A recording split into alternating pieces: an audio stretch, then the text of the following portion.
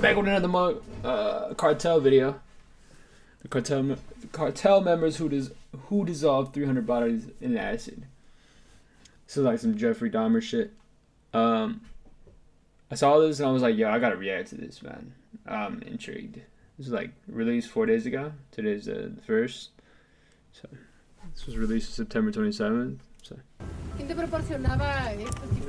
This man was drunk, dead drunk, when the Mexican army rained holy hell on his hideout. And as they whisked him away, a soldier would later recall that he turned and threatened him, saying, "You have no idea who you're messing with." But they did. He was Santiago Meza Lopez, one of the most mysterious and important figures in the narcotics underworld. He was so important that just a few days after his capture, an armed faction of cartel hitmen tried and failed to break. Let me turn on subtitles for you guys.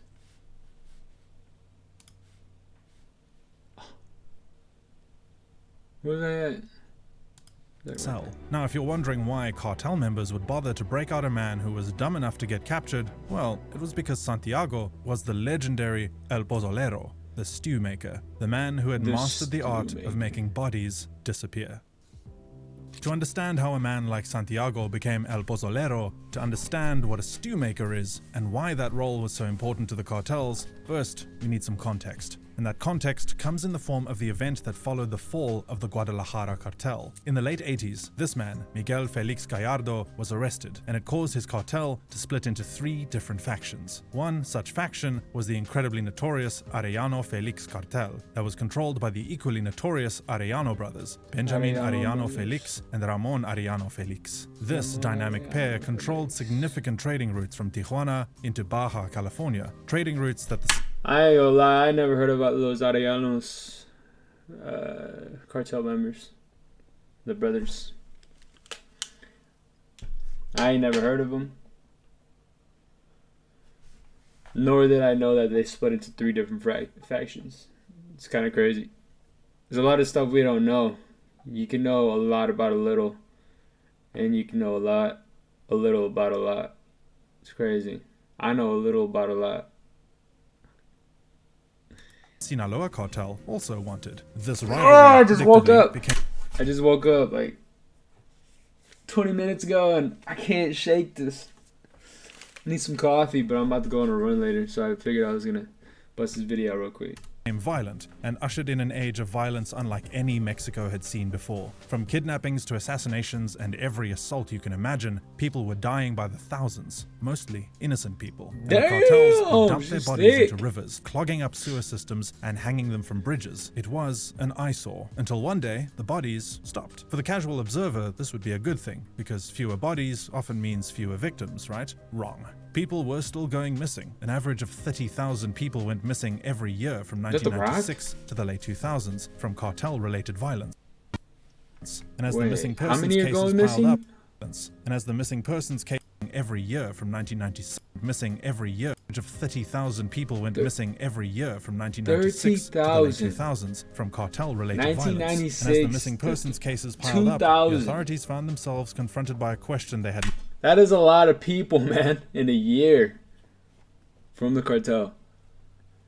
No answer for. Where were all the bodies? Santiago Meza Lopez. Santiago Meza Lopez was born in Sinaloa, Mexico in 1964. Like many Sinaloans at the time, Santiago was born into poverty, and to make matters worse, he had 9 siblings. This tough reality forced Santiago to become independent from a very young age. By the time he was an adult, Santiago had established himself as a mason, and he was so good at his job that sometime in the late 80s he caught the attention of members of the newly formed Arellano Felix organization. At first, he did some masonry work for them. Then, he took on more work, tending to their horses. 2 things that stood out for Santiago at the time was his foot soldier mentality and his incredible work ethic. He was loyal, dedicated, and carried out his work with such efficiency that his bosses began to realize that he would be useful for more than just tending horses. So, they decided to bring him into the fold, and he became a drug dealer for the Arellano Felix organization. Soon enough, he was promoted to drug office keeper, supervising drug cartel depots within Tijuana that belonged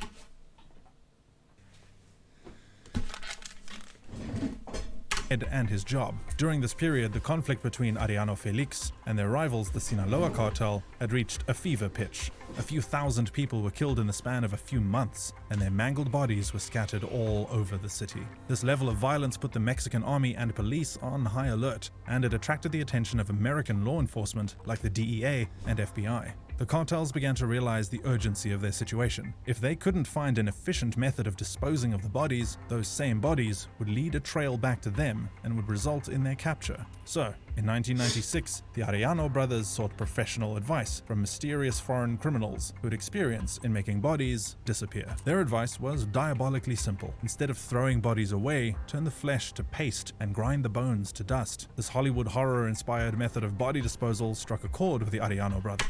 Don't imagine it. I hope you guys never do this. Whoever's watching this video, if you're watching this video, don't you fucking take anything from this video. But what I will say is, just imagine the smell of all that dirty acid just burning away the flesh, the meat, the hair, the nails. Just imagine that aroma, man. Probably burning 100 bodies at a time in one room, or maybe they're doing it outside type shit. That's wicked, man. It was ingenious, cost-effective, and would leave no DNA evidence that could be traced back to them. The only problem was trust. They needed someone they could trust with this simple yet sickening task, because on one hand, it was gonna... That's where the guy that was doing cement, he was doing brick walls. That's where he comes into play.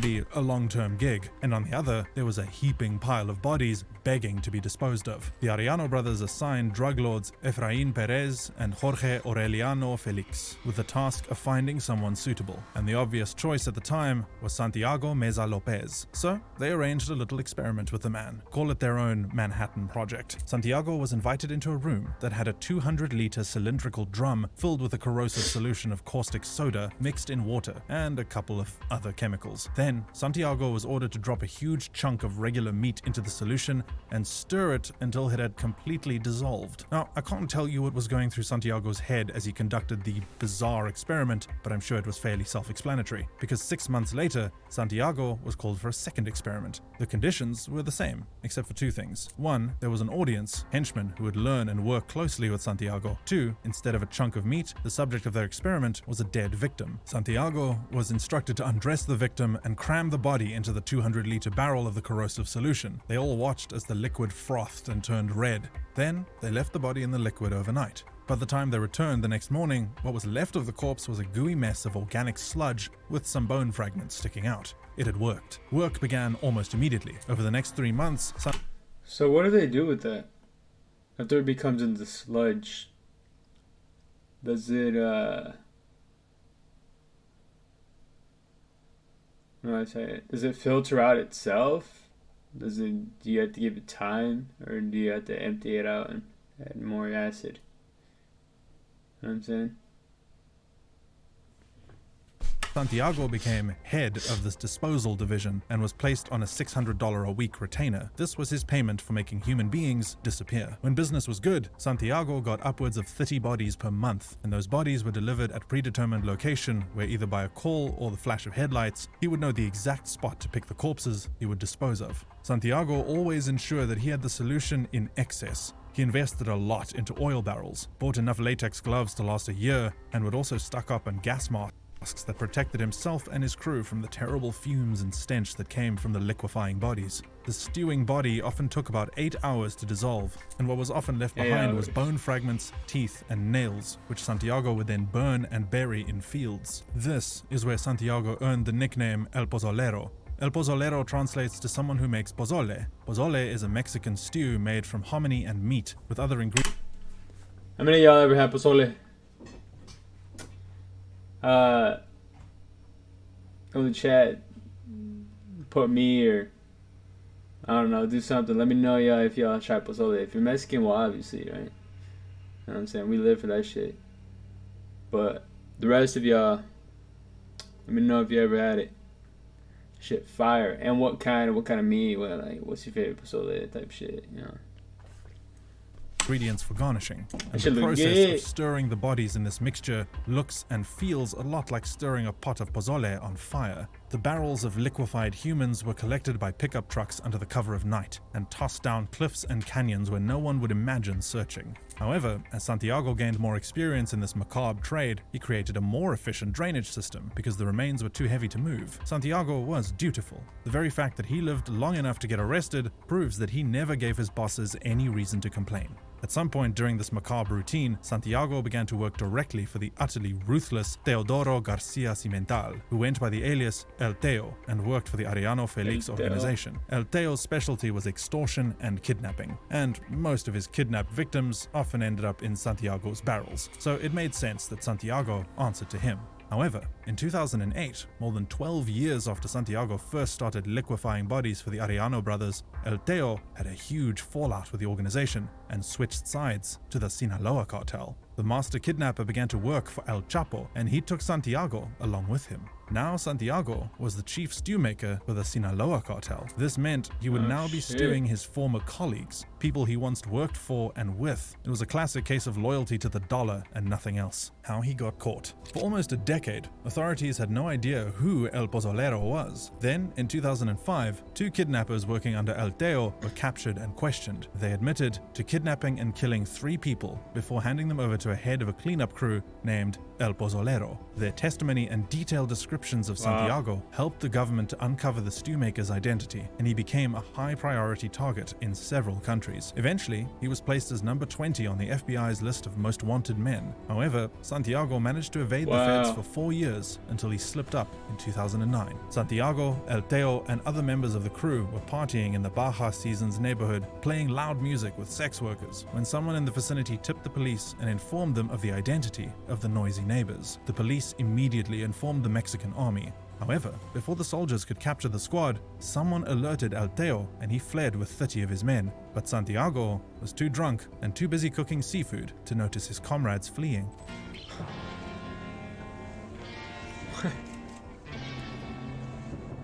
Santiago was captured on the 25th of January. He confessed to investigators that he had liquefied over 300 victims, and when he was paraded in public, he broke down and wept, begging God for forgiveness and apologizing to the families of the victims he had stewed. According to him, he wasn't a monster. He wasn't a killer or even a drug dealer. He was just a man doing a job to put food on the table. But no one was buying it. On one hand, the family of his victims revealed that Santiago had refused to cooperate with the police and refused to reveal the locations of the victims he liquefied. To put it simply, he refused to snitch. Then there was the issue of his claim that he had only liquefied 300 victims. Obviously, that was a lie. And the reason it was a lie was because of a place called the Chicken Coop. The Chicken Coop was an area in the city of Maclovio Rojas, Baja, Mexico, where Santiago installed a drainage and poured his stewed victims. It was basically a graveyard for liquid people. In his own words, it was the devil to move them, the human remains, because they weighed a lot. After everything was cleaned up, we stored the barrels. We also washed the drain with hot water because the remains stuck to the pipes. Santiago used that location for at least a year and a half until the Mexican army raided the place. However, they didn't find anything because they didn't know what to look for. In August 2017, 3 new graves were found with at least 7,000 human fragments and 2,000 teeth. And this was what confirmed the fears of the authorities. Santiago's body count was not 300, it was in the tens of thousands. Later on, at least 14 to 15,000 fragments of remains were subsequently found in another area that Santiago used called La Gallera. In 2012, Santiago Meza Lopez was sentenced to 10 years in prison for charges related to organized crime. Despite the fact that liquefied remains are still being found every other month. Just 10 years? When did they say he got sentenced? In La Guerra in 2012, Santiago Mendez was sent. 2012, yo, he's out. He literally got out this year.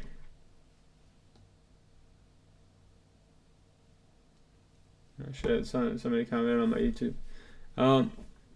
Yeah, literally, This year. Prison for charges related to organized crime. Despite the fact that liquefied remains are still being found every other month, and despite the fact that Santiago has not denied the heinous crime, he has not been charged for stewing the corpses. The reason for the delay is a mystery to many, but some people have their theories. The government has been implicated with the cartel several times in the past, and there are many who believe that some corrupt individuals within the government are protecting him. El Pozolero is due to be released this year after completing his 10-year sentence, and there is a lot of fear, especially from the families of his victims, that he will become a free man. All these families want is justice and the remains of their loved ones. It is unlikely that they will get the latter, but only time will tell if El Pozolero will answer for the terrible crimes he's committed.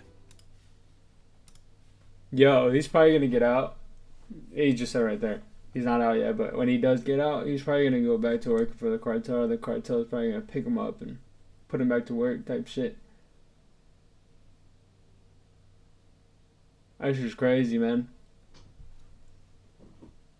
Thousands of people he's been stewing. Crazy.